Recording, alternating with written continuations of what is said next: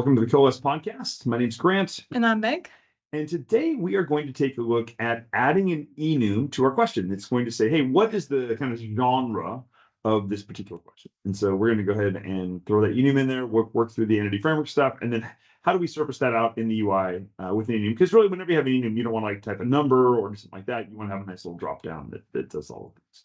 So yeah, Meg, let's go ahead and run in and go in. So we're going into our backend. So we're going into the Visual Studio side, and we'll go ahead and update that question class with an enum. Yeah, so I'm going to stop the app here, head over here to the backend, and then under the question, the model that is, let's just set up a new enum, and I'm okay with doing it right here if you're okay with doing it right here, unless you have a preference. That's great. Okay, great. So as I put at the bottom, and I think naming enums in C# is somewhat problematic, but yes, we can do this and see how it goes. And then we actually need a geography one in here because we are doing only geography questions right now. Yeah, or states and capitals, or I don't know. How specifically we want to go, but we can do geography. That's great. It's about geography.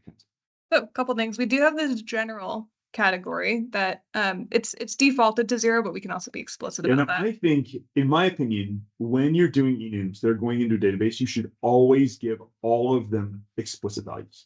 Because otherwise, if you were just to go back and add something in the middle, all of a sudden they're all wrong. Yep. So if I was to come in here and we didn't have that explicit value and I put something above, this is going to be the new 0 index if I didn't specify it. So what Grant's saying is we should come in here and we should give all these explicit values. That way, if somebody did put something in the middle of this, or there was some, I don't know of any code formatters that do this, but there was something that came in and reordered your enums in alphabetical order. That would be really bad. Or if somebody just says, hey, I want them in alphabetical order, or whatever it is. I mean, somebody did some code cleanup or whatever, and that would be bad. So in this case, it doesn't matter otherwise, but if it's going to a database, I think it's really important to do that.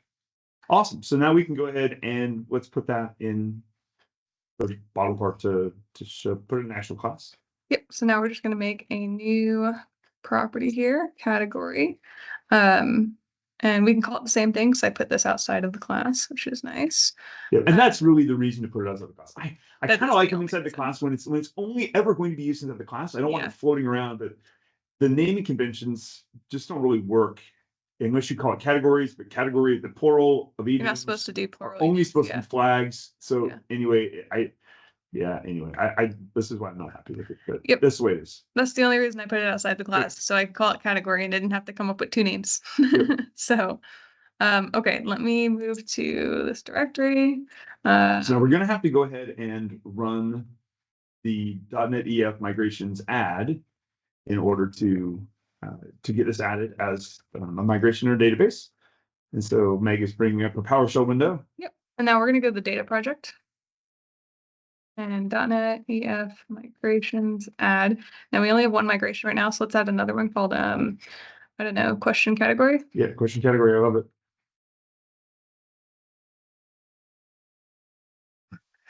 Right. So the build going. Hopefully we did everything right. Again, we just added this. We really didn't do much else. And this is oftentimes the way Coalesce works. I mean, you're going to add something you want to expose on the front end, and if there's really no backend logic for that, you're not having to do a lot because it's an enum, you're already restricted in values and all those things. And so we look in here, boom, it looks like in pretty good shape. Now, one thing we should talk about is when we have existing data in the database, how are we going to get those things to be the right values? Yeah, there's a couple ways to do this. Now, ours is super easy because we only have geography question. Right. If your data was maybe a little bit more complicated and you needed to do some more remediation on it, maybe you'd want to do some of it by hand. Maybe you'd want to write a more complicated script to handle this, but really all that we have to do is write a SQL update script. And this is a really tricky thing. We'll just talk about this for a second, but there's always the question, do I put it in code or do I put it in SQL right here? And in general, if you can put it in SQL, it's going to be more robust. And the reason it's going to be more robust is because let's say you run a number of migrations at once. All the migrations will run, and then your seeder will run, right? So you just have to remember that. So you don't have this option of, if you have like your seeder, you can't intersperse code into your seeder. The other thing is that if your model changes, like your seeder can break. And so if you're having your seeder do kind of data migration, it may not work if you modify your model in such a way that it's now not going to support those fields that you're using, especially if you're like moving, if you're going to say, let's say, take a field away, you're going to move that data into maybe 2 other fields. Well, eventually that field, the original field, isn't going to exist, right? Because you want to delete that because you're going to leave it there. You're going to add the new 2 fields. You're going to migrate your data across, and then you're going to delete the old field. If you're in production, you can do that. And you can actually change your seeder. And you know that no one else is ever going to have the problem going forward. You can do that. But otherwise, this is kind of a tricky thing. So I think in my mind, well, number one, we put our default for 0. So it's going to be 0. And so they're going to all fall in the general category. Yep.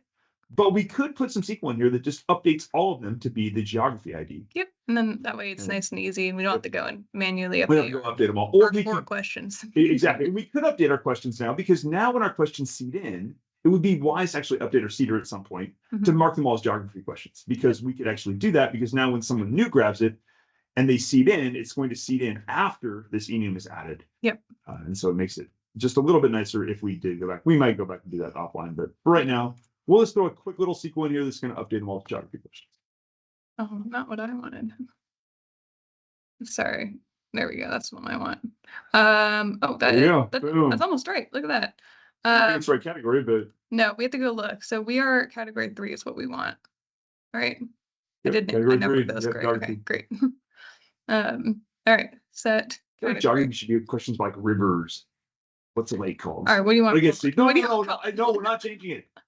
I know it's not really geography. What is it? I don't like, know what that is. It's like it's called like capitals and stuff. So okay, so we set it to 3. And because I think we're using the default namespace, I think it's going to be fine. We don't need to put it. It's DBO. Yep, and then database owner. I don't think we need that, but we can go. Let's go ahead and test this, and we'll see what happens. Yes, and the famous thing that we always forget is we do have to run Coalesce. Yes. So give that a second to generate, and here we go. Now let's run that. So that generated your enum, and that generated your new category property on your question. And guess what? We're going to see nothing on the front end because we put nothing up there so far. Now, at least nothing here. We can go to the admin. The admin screens, right? Yeah. So this is the nice thing about the admin screens. You kind of see some of that nice stuff. Oh, look at that! Everything's boom. It's working. Right, so now you get all this stuff pushed right at the front. We did a relatively small amount of work to do that, but the fun has only begun, because now we're going to show you how to edit a question and be able to see that enum right there on the list. Yes. So let's pull up VS Code here, and we'll go to our question editor. And on our question editor, maybe right under our correct answer. Yeah, that's a good spot. Right here. Well, all we have to do, you might see a pattern here, is make a new scene, but model's going to be our question, because that's what we're doing. Category, right? Yeah, I think it's category. I've already forgotten what I've named it. Look at that. Save it, and nice boom. and easy. Look at that. And you get the nice drop down. Yep. Right in line. And it really doesn't get too much simpler than that when it comes to. It's really easy. Yeah, now, something maybe that we want to look at is, well, how do I maybe display this over here? Right, over here on the main page. So maybe over to the right, could we have a little thing that said what category the questions? Yeah, so let's go to our, what's this, our question card, is that right? Yeah. Where did I put things? Question card, there we go. Okay, so here on our question card, what we can do is, it sounds like Grant wants to put it over on the right. So let's see, we've got our card title. Chip or something. You would, yeah, you know better like UI stuff than I do. So I'll let you decide. I mean, I like chips. Great. Let's just see where that goes. That's not where I wanted that to go. Okay. So honestly, the easiest way to do this is just with a grid. Let's go fight with CSS, and yeah, learning how this works. It takes some time because it's somewhat complicated how all these pieces. The grid probably isn't the best answer here, but it's going to be the fastest answer. Yeah. So let's just do that, and then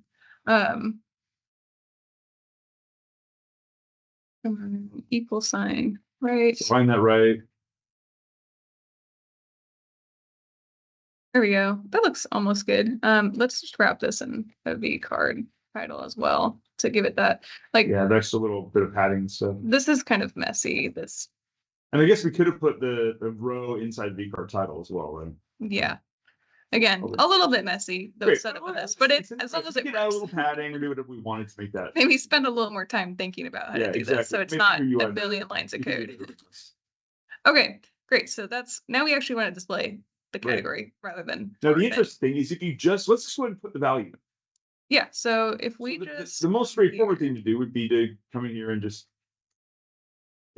question.category. There you go. Categories. Those are all so easy to know. We just know 3, and then we can just have a little sidebar that had all the mappings. Yep. And so everybody can just map it in their head. But that would kind of include our UI, and we probably would want that. It would be maybe nicer to even just have the category in text. Yes. So how do you do that? Well, Coalesce has generated that enum for you, and it's generated a model, and it's generated some metadata. So I kind of want to look at the metadata first, just to kind of show you what's on it. And you can actually go write the import, or you can just do what I'm going to do and feed like this, and now you have your import.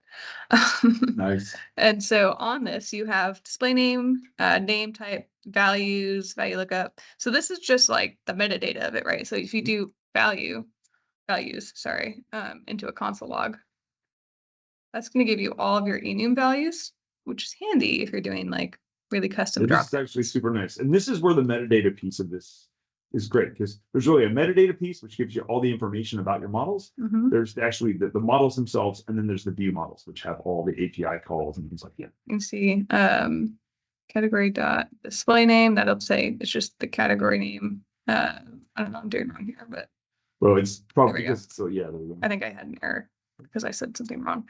And then just like type and all that. So that's the metadata. What you actually want though to display here is the model. So let's get rid of this, add it to our models. And now we can do.